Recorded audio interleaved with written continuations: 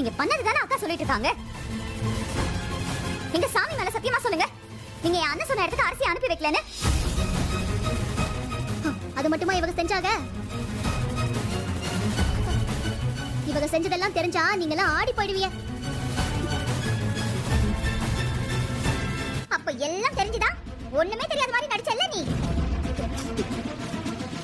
Candy, நாங்கெல்லாம் அழகத பார்த்து நீ உன் மனசுக்குள்ள சிரிச்சிட்டு இருந்தியாடி? சிரிச்சிட்டு இருந்தியா? எனக்கு எதுக்கு என் பொண்ணு அந்த பொறுக்கிய கல்யாணம் பண்ணான்னு ஒண்ணும் புரியல. ஆசையா வளர்த்த என் பொண்ணு கிட்ட ஒரு வார்த்தை என்னால பேச முடியல. அவ வீட்டை விட்டு போனதுல இருந்து யாரோடவும் சரியா பேசல, சரியா சாப்பிடல, சரியா தூங்கல. தங்கம் போல வளர்த்த பொண்ணு அந்த சனியை கிட்ட மாட்டிக்கிட்டு என்ன வேதனை அனுபவிக்கிறாளோன்னு நாங்க எவ்வளவு வருத்தப்பட்டோம் தெரியுமா? எல்லாத்தையும் பாத்துக்கிட்டு சந்தோஷப்பட்டுட்டு இருந்தியா?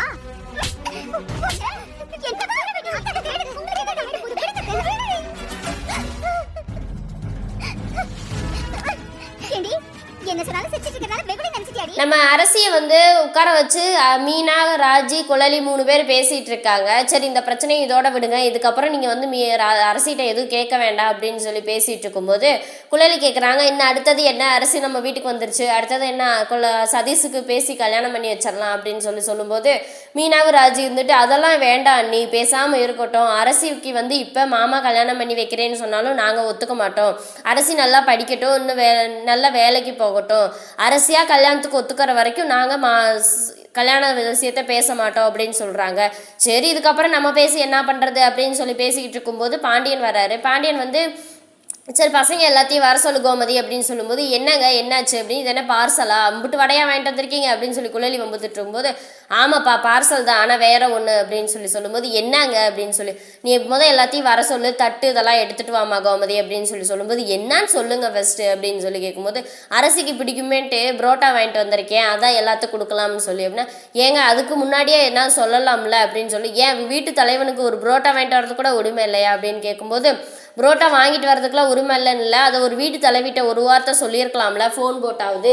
அவன் 3 மணி நேரம் கிச்சனில் உட்காந்து சமைச்சு கஷ்டப்பட்டு சமைச்சு எல்லாம் எடுத்து வச்சதுக்கப்புறம் இப்படி புரோட்டா வாங்கிட்டு வந்தால் என்ன இது அப்படின்னு சரி ஏதோ ஒரு அவசரத்தில் வாங்கிட்டு சொல்ல மறந்துட்டேன், என் பொண்ணுக்கு பிடிக்குமேன்ட்டு நான் வாங்கிட்டு வந்தேன், சரி எல்லாம் எடுத்துகிட்டு வாங்க அப்படின்னு சொல்லி எல்லாத்தையும் வர சொல்லு அப்படின்னு சொல்லும்போது எல்லாரும் உட்காந்துடுறாங்க.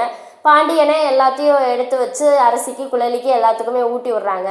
அதை பார்த்து எல்லாத்துக்குமே ரொம்ப சந்தோஷமாக இருக்குது. இன்றைக்கி தான் குடும்பம் ரொம்ப சந்தோஷமாக இருக்குது, இதே மாதிரி எப்பயும் போல் இருக்கணும் அப்படின்னு சொல்லி கோமதி மனசில் நினச்சிக்கிட்டு எல்லாம் சாப்பிட்டுட்டு இருக்காங்க. அப்போ பாண்டியன் கோமதிக்கு ஊட்டி விடவுமே எல்லாம் வம்பளுத்துட்டு இருக்காங்க. பரவாயில்ல ஆரம்பிங்க அப்படின்னு சொல்லி வம்பளுத்துட்டு இருக்காங்க. அதுக்கப்புறம் எல்லாம் உட்காந்து சாப்பிட்டுட்டு எல்லாம் உட்காந்துருக்காங்க.